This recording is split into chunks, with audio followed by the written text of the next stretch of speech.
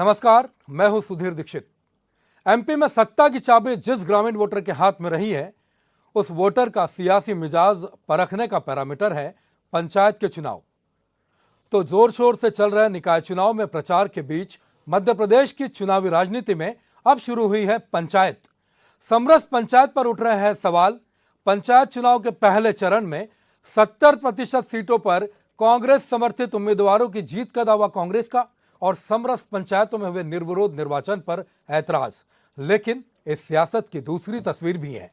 निर्विरोध निर्वाचित हुए सरपंचों का आज सीएम हाउस में सम्मान हुआ, जहां इन पंचायतों के प्रतिनिधि सीएम शिवराज का आभार जताते ये बता रहे थे कि कैसे ये प्रयोग गांव-गांव की सूरत बदलेगा। तो एमपी में पंचायत क्यों बन गई है, सियासत का नया अखाड़ा, गांव के सद्भाव पर किसने उठाया सवाल, महाबहस का बड़ा सवाल, समरस का सच किसके साथ।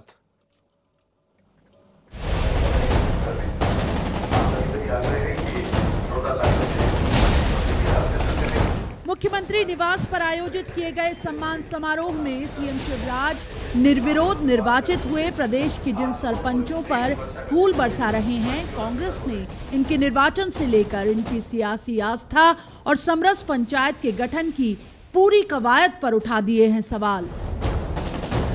दिलचस्प बात यह है कि साथ ये दावा भी किया है कि पहले चरण में पंचायत की 70% सीटों पर कांग्रेस समर्थित प्रत्याशियों की जीत हुई है। पूरे प्रदेश में प्रशासनिक तंत्र के सहारे चुनाव कराने की कोशिश की जा रही है, लोगों की आवाज दबाने की कोशिश जारी। सागर जिले में क्या हुआ, लोग नॉमिनेशन ही नहीं कर पाए। ये कहाँ का है लोकतंत्र भाई, ये चुनाव होने दो ना। गांव की जो सरकार है वहां पे कांग्रेस पार्टी के प्रत्याशी, समर्थित प्रत्याशी, कांग्रेस पार्टी के कार्यकर्ता 70% सीटों पे विजयी हुए हैं। ग्राम पंचायत के पंच, सरपंच। पूर्व सीएम कमलनाथ तो पंचायत चुनाव में विधानसभा चुनाव का अक्स देख रहे हैं। उम्मीद इतनी कि दावा भी कर दिया 16 महीने बाद कांग्रेस की सरकार बनना तय है। सब जगह परिणाम आएंगे, कोई बात छिपी नहीं रहेगी। कल के बाद परसों आता है। मैं हमेशा कहता हूं ये भारतीय जनता पार्टी के पुलिस प्रशासन और पैसे के बावजूद ये रिजल्ट आ रहे हैं, तो ये परिणाम साफ साबित करते हैं कि 16 महीनों में कांग्रेस की सरकार बनने जा रही है। बीजेपी का पलटवार किए प्रशासन का दबाव नहीं, सीएम शिवराज की अपील का प्रभाव है कि सियासत में सद्भाव की तस्वीर के साथ समरस पंचायतें बन रही हैं। ये दबाव नहीं है, ये प्रभाव है शिवराज जी की संवेदनाओं का, शिवराज जी की योजनाओं का, शिवराज सरकार के जन सरोकारों का। ये प्रभाव है कि लोगों ने कहा कि हमारी पंचायत में अगर समरसता रहेगी, निर्विरोध चुने जाएंगे, तो हमारी साख, हमारी इज्जत अलग प्रकार की सीएम की नजर में होगी।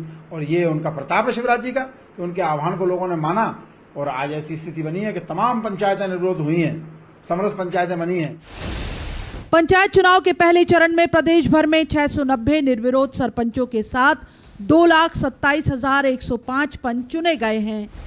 इन्हीं समरस पंचायतों ने आधी आबादी को भी पूरा मौका दिया। चुनाव में होने वाले बेजा खर्च को बचाने और बड़ी रकम गांव की तरक्की में लगाने के इस प्रयोग को सियासत का मुद्दा बनना चाहिए क्या? भोपाल में मनोज राठौर के साथ bureau report, news 18 Madhya Pradesh, Chhattisgarh.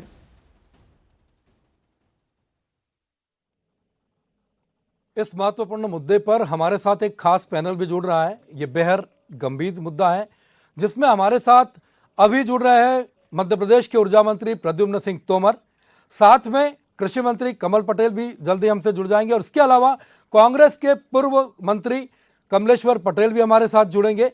खास तौर पर बात जब करते हैं हम लोग समरस पंचायतों की बात कर रहे हैं, समरस पंचायतों पर सवाल उठाए जा रहे हैं।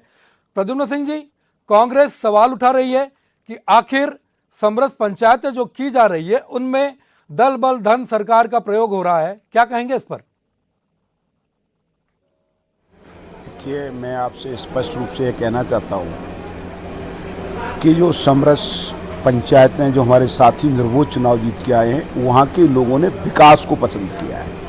लोगों ने अनावश्यक खर्च को रोका है। लोगों ने ये सोचा कि हमारे यहाँ अगर निर्विरोध पंचायत जीती जाएगी, अगर 5 लाख रुपए बनेगा तो हमारे गली की रोड बनेगी, हमारे यहाँ प्रकाश की व्यवस्था होगी।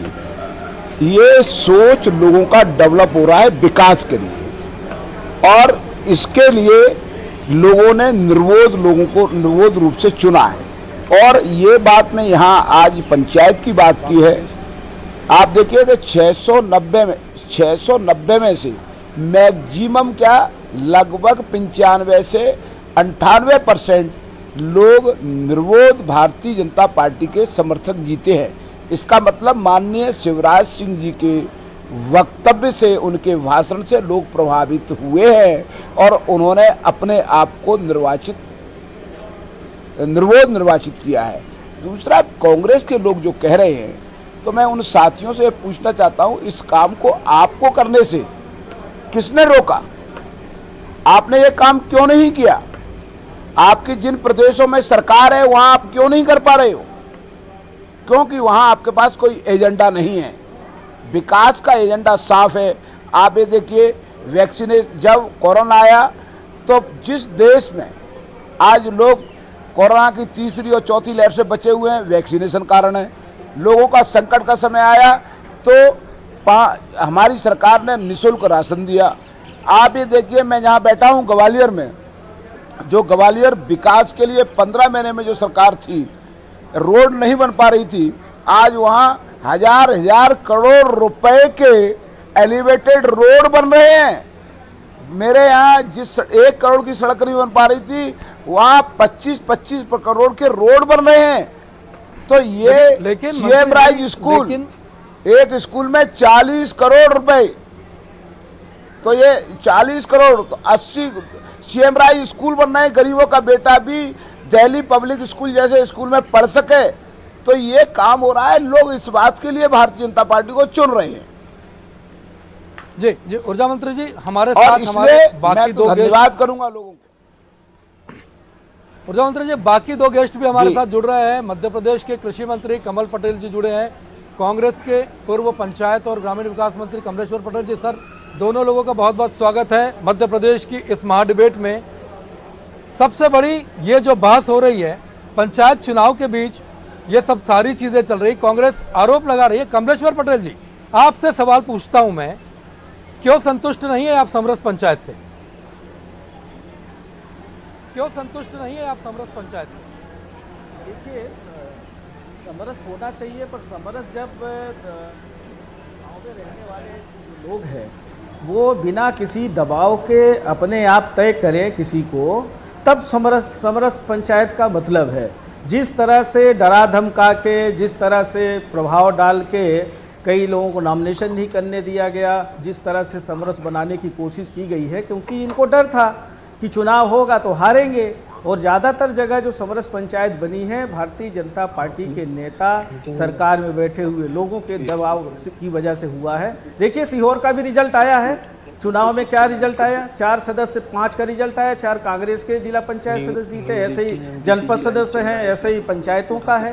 तो ये कहीं ना कहीं ऐसे सभी पूरे प्रदेश में जो प्रथम चरण का जो रिजल्ट आया है, प्रथम चरण के रिजल्ट में कांग्रेस 70% से ज़्यादा सीटों पे आगे है। कांग्रेस से जो जुड़े हुए लोग हैं, कांग्रेस पार्टी के कार्यकर्ता, कांग्रेस पार्टी। तो क्या कमलेश्वर जी, क्या चीज है, मतलब क्या दावा, क्या इस दावे के पीछे क्या आपका तर्क है? आपको क्या लगता है, क्या दावा इस चीज के पीछे आप दावा कर रहे हैं? किस आधार पर आप ये दावा कर रहे हैं कि 70% लोग जो है वो कांग्रेस से जुड़े हैं?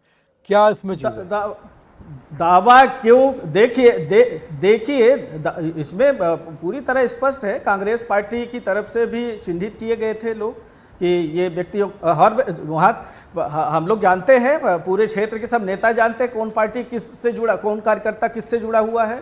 और भारतीय जनता पार्टी ने तो विधिवत समर्थन जारी किया था कि हमारा ये प्रत्याशी होगा, और हारे हैं उनके लोग, कई जगह हारे हैं। विधानसभा अध्यक्ष के बेटे हार गए, शाह जी के परिवार के हार गए, बागरी जी के परिवार के हार गए, कई लोगों का उदाहरण है। लेकिन कई लोग हारे, लेकिन आधिकारिक अच्छे धुरंधर हार गए, जनता ने नकार दिया। आधिकारिक तौर पर तो अभी परिणाम आए नहीं है। पंचायत चुनाव 14 तारीख को आएंगे आधिकारिक तौर पर। आधिकारिक क्या होता है? आधिकारिक 14 तारीख को सिर्फ प्रमाण पत्र देने का है। जब काउंटिंग हो गई ग्राम पंचायतों में, और ग्राम पंचायतों में काउंटिंग के बाद वहाँ जिला पंचायत, जनपद पंचायत का भी एजेंट रहता है, काउंटिंग एजेंट रहता है, सरपंच लोग रहते हैं, सबके सामने गणना होती है। वहाँ सारे लोग बना के देते हैं कि किसको, जो अधिकारी रहते हैं प्रिसाइडिंग ऑफिसर वगैरह, वो लिख के देते हैं कि किसको कितने मत मिले। और जो लड़ने वाले लोग हैं वो अपनी पूरी तैयारी करके रखते हैं, सारी जानकारी कलेक्ट करते हैं, सेम डे जानकारी हो जाती है। आजकल तो मोबाइल का युग है, तत्काल जानकारी हो जाती किसको किस पोलिंग पे मिला है। पर्चियां साइन करके अधिकृत अधिकारी लोग देते हैं कि किसको कितना मिला है, और उसको काउंट करके ये कंफर्म हो गया है। और जब प्रमाण पत्र दिया जाएगा, इसमें भी बदमाशी करने का, पटेल जी, इसमें भी बदमाशी करने करना चाहूंगा। इसमें जो जिस तरह के आरोप आप लगा रहे हैं, कमल पटेल साहब, कांग्रेस जो आरोप लगा रही है बहुत गंभीर आरोप है ये। कोई गंभीर नहीं है, कांग्रेस है असत्य आरोप लगा रही है। ये एक देश के अंदर माननीय मुख्यमंत्री शिवराज जी के आह्वान पर प्रदेश की जनता ने और जनप्रतिनिधि के चुनाव लड़ने के इच्छुक थे, उन्होंने मिलकर गांव के अंदर बैठकर समरसता जो आह्वान किया था उसके तहत निर्विरोध निर्वाचित हुए हैं। राजी खुशी हुई, कोई कहीं कोई जबरदस्ती नहीं कर सकता। जैसे कि अभी कमलेश्वर पटेल जी ने कहा है कि मोबाइल का युग है, वीडियो कॉलिंग, फेसबुक और सब, तो अगर कोई दबाव डालता तो वीडियो कॉलिंग से आ सकता था, लेकिन सब जगह सर्वसम्मति से चुनाव अधिकांश जगह हुए हैं। ये अच्छी बात है कि इससे गांव के अंदर एकता रहती है, समरसता रहती है, एक दूसरे के प्रति विश्वास बढ़ता है और सब मिलकर गांव का विकास करते हैं। ये मुख्यमंत्री शिवराज सिंह जी के आह्वान पर जो मध्य प्रदेश में 490 ग्राम पंचायतों से अधिक ग्राम पंचायतें उस पंच निर्विरोध निर्वाचित हुए, एक नया इतिहास रचा है मध्य प्रदेश। लेकिन कमल जी, लेकिन जिस समरसता पर बीजेपी इतनी खुशी मना रही है, उस समरसता को कमलेश्वर जी कह रहे कि 70% लोग जो है वो तो हमारे कांग्रेस समर्थित है उसमें। ये भी एक अलग तरह की समरसता नजर नहीं आती इसमें। देखिए कोई भी हो, निर्विरोध जब निर्वाचित होता है तो गांव के सर्वसम्मति से होता है, तो उसमें कोई पार्टी नहीं होती। निर्विरोध हम क्या करें कि ये गांव की जनता ने निर्विरोध निर्वाचित किए अपने पंच और सरपंच। मेरे हरदा जिले के अंदर 220 ग्राम पंचायतें हैं, उसमें से 35 ग्राम पंचायतें निर्विरोध निर्वाचित हुई, जिसमें मेरी विधानसभा की 22 है। लेकिन ये सब गांव वालों ने बैठ कर तय किया है। हाँ, मुख्यमंत्री जी के आह्वान का असर हुआ कि 15 लाख रुपए अगर सभी महिलाएं और वो है तो उनको मिलेंगे, 12 लाख मिलेंगे, 10 लाख मिलेंगे, तो गांव वालों ने कहा हमारा विकास होगा और आपस में सामंजस्य बना रहेगा, एकता रहेगी, और अच्छी बात है। और इसलिए वहां कोई बीजेपी कांग्रेस का सवाल नहीं है। जनता ने चुन के भेजा है प्रतिनिधि, जनता ने तय किया, उसमें किसी भी विचारधारा का हो सकता है। और इसलिए निर्विरोध निर्वाचित होना एक तरह से अच्छी शुरुआत है। गांव के अंदर एकता रहती है, कोई झगड़े विवाद नहीं होता, वाद विवाद नहीं होता, तेरा मेरा नहीं होता है। और इसलिए गांव मिलकर काम करेंगे। और जिसके हमने एक अभियान चलाया हरदा में, मेरा गांव मेरा तीर्थ, हम सब मिलकर अपने गांव को तीर्थ बनाए और गांव में स्वच्छ एकता रहे, गांव के अंदर वृक्षारोपण हो, गांव के अंदर गौ माता की रक्षा हो, गौशाला हो, गांव के अंदर हम नरवाई नहीं जलाए और गांव में हम जागरूकता लाए, बिजली दिन में नहीं जलाए। और ये सब मिलकर करते तो हम सबका कर्तव्य देश का ही देश में। और इसलिए माननीय मुख्यमंत्री जी को मैं बधाई देता हूं कि उनके आह्वान पर मध्य प्रदेश की जनता ने, मतदाताओं ने, नागरिकों ने और नेताओं ने, जनप्रतिनिधि बनने वाले इच्छुक लोगों ने आपस में सामंजस्य बिठाया और इतनी बड़ी संख्या में निर्विरोध निर्वाचित होकर ग्राम पंचायत को समरस बनाए। इससे समरसता आएगी, गांव में एकता आएगी, गांव का विकास होगा। कमलेश्वर जी सुन रहे हैं आप क्या कह रहे हैं कमल पटेल जी? समरसता आएगी, और जब अगर मुख्यमंत्री जी घोषणा करते हैं कि निर्विरोध, हम ये कहना चाह रहे हैं, ये सवाल ये मेरा आपसे है कि जब सवाल सुन लीजिए आप, सवाल ये है कि ये कह रहे हैं कि जब समरसता की हम बात कर रहे हैं, जब इस तरह की पंचायतों के विकास के लिए 5 लाख, 10 लाख, 15 लाख रुपए दिए जा रहे हैं जिससे कि गांव का ही विकास होना है। दूसरी तरफ एक बड़ी बात इन्होंने कही कि वो किसी भी विचारधारा का आदमी हो, अगर गांव में वो निर्विरोध होता है तो ये गांव के विकास के लिए अच्छा होगा। तो फिर दिक्कत कहां पर है? पहली बात तो जो हमने 70% से ज़्यादा जीत का दावा किया है, फर्स्ट फेज का जो इलेक्शन हुआ है उसका हमने दावा किया है। निर्विरोध जो चुन के आए हैं उनकी बात हमने नहीं की है। निर्विरोध जो चुनाव की बात कर रहे हैं माननीय मंत्री जी, बड़े भाई हमारे कमल पटेल जी, इसमें पूरी तरह से निष्पक्ष भाव से काम नहीं हुआ है। कई जगह जोर जबरदस्ती हुआ है, कई जगह प्रशासनिक दबाव में हुआ है, और ये कहीं ना कहीं लोकतंत्र की हत्या करने का प्रयास है। जो चुनने का अधिकार संवैधानिक व्यवस्था है, चुनाव हो ना। क्या विधानसभा लोकसभा चुनाव होता है, दूसरे हम भाजपा कांग्रेस सभी दल के लोग लड़ते हैं तो क्या हम बाद में लाठी डंडा चलाते हैं? विकास की तो बात करते हैं ना, सब मिल के विकास का काम तो करते हैं। तो इस तरह से मतलब धीरे धीरे तो हमारा चुनाव ही नहीं हो इस तरह का। हम समझते हैं कि इस तरह की व्यवस्था कोई गांव के लोग अपने आप तय करें, सर्वसम्मत से, कहीं विवाद नहीं हो, चुनाव नहीं लड़ना, कोई बहुत सर्वोपरि व्यक्ति हो जो सबको पसंद हो, ऐसे व्यक्ति का चयन हो जाए, बहुत अच्छी बात है। अभी हमारे इसके पहले प्रद्युमन सिंह बहुत संक्षिप्त में बहुत संक्षिप्त में ऊर्जा मंत्री प्रद्युमन सिंह तोमर जी से इसका जवाब चाहूंगा। कमलेश्वर जी की जो आपत्ति है, मंत्री जी क्या कहेंगे आप इस पे, क्यों इनको फिर आपत्ति है? देखिए, मैं आपसे इतना कहना चाहता हूँ, कमलेश्वर जी जो बात कह रहे थे कि जो 70% जीतने की बात कर रहे हैं, जैसे मैं अभी ग्वालियर क्षेत्र की बात करूं तो आप ये देखिए यहाँ पे 12 जिला पंचायत सदस्य हैं, उसमें से मैक्सिमम 80% जो भारतीय जनता पार्टी के सदस्य हैं, जो चिन्हित हैं भारतीय जनता पार्टी के नेता के रूप में, वो चुनाव जीते हैं। नंबर 1 वायदा इनका ये गलत है, जो मैं कहना चाहता हूँ। दूसरी बात मैं ये कहना चाहता हूँ कि इनको समरसता पसंद नहीं है। ये लोगों को भिड़ा करके लोगों को क्षेत्र के विकास में जो इन्वेस्टमेंट होना चाहिए, हमारे मुख्यमंत्री जी ये नहीं देख रहे हैं कि ये कांग्रेस है, ये बीजेपी है, ये जनता दल है। वो ये देख रहे हैं मध्य प्रदेश हमारा है, इस मध्य प्रदेश के नागरिक हम हैं, इस मध्य प्रदेश का उत्थान करना भारतीय जनता पार्टी का पहला उद्देश्य है। और उस उद्देश्य की पूर्ति के लिए हम विकास हमारा लक्ष्य है। हमारा नौनिहाल अच्छे स्कूल में पढ़ सके, उसके लिए सीएम राज स्कूल जरूरी है, उसके लिए संजीवनी क्लिनिक जरूरी है, उसके लिए हॉस्पिटल जरूरी है, उसके लिए पानी जरूरी है। कुछ नहीं है, कुछ नहीं, 18 सालों में कुछ नहीं किया। गांव की जनता, शहर की जनता नहीं बनने वाली। आप लोग 2002 और 3 में लोग ये पूछते थे, कुछ नहीं 2002 और 3 में आपको मालूम है, आप ही कहते थे जवाब दे रहे हैं कब आएगी। कमलेश्वर जी नहीं है ना, कमलेश्वर जी पॉइंट टू पॉइंट जवाब दे रहे हैं प्रद्युमन सिंह जी। मैं क्या कह रहा हूँ कि बिजली कब आएगी, आपके 2002 और 3 में मालूम है आपको। मेरी बात दो नहीं, राजीव गांधी विद्युतीकरण हुआ है मंत्री। 15 महीने का अकेले में भी बात करिए, साथ में भी बात करिए, डिबेट कर सकते हैं। पूरी तरह से फेल हुआ बिजली व्यवस्था बनाने में। मैं आपसे डिबेट कर सकता हूँ, उस समय आप ही मंत्री थे जब इंदिरा गृह ज्योति योजना शुरू किया था, सब ताली बजा के खुश थे। और आप भाजपा में जाने के बाद आपने बिजली के बिल में लोगों को जेल में डालने का काम किया। आपके राज्य में पंचायती राज खत्म हो गया था, गड़बड़ हुई है। आपके राज्य में पंचायती राज, ठीक है, पंचायती राज आपके समय में खत्म हो गया था जब आप मंत्री थे। आपको सबक नहीं, पहले से ज्यादा वोटों से जीता हूँ। गाँव की सबक तो आपको, विधानसभा में भी सबक और लोकसभा में भी देश में कांग्रेस की सरकार जनता अभी दिखा डेली आपको सिखा रही है। अभी उपचुनाव हुए, चुनाव से भारतीय जनता पार्टी सरकार की उल्टी गिनती उपचुनाव में, अभी उपचुनाव हुए उत्तर प्रदेश में, आपके सामने है। आप देखिए जहां जहां आपकी सरकार है वहां संभाल नहीं पा रहे आप। मध्य प्रदेश संभाल नहीं पाए आप, महाराष्ट्र आप संभाल नहीं पाए आप। सब क्या कारण है कि तुम्हारे कमलेश्वर जी मध्य प्रदेश में आप जैसे लोगों की वजह से गई कमलेश्वर जी कांग्रेस पार्टी बड़ा आरोप प्रद्युमन सिंह जी कह रहे हैं लोगों की वजह से। चलिए सुनिए, देखिए कमलेश्वर जी, प्रद्युमन सिंह जी कह रहे हैं कि आप अपने लोगों को नहीं संभाल पा रहे हैं। आप कह रहे हैं कि हमारे 70% लोग जो निर्वाचित होकर आए उसमें 70% लोग कांग्रेस समर्थित है। तो दिक्कत कहां पर आ रही, लोगों को संभालने में? संभाल नहीं पा रहे लोग, ये आरोप कह रही है। कांग्रेस समर्पित है।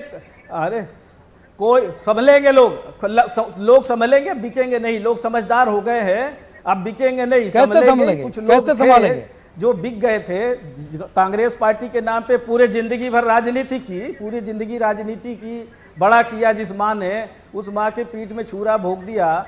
ये लोग खुश हो रहे सत्ता के लिए।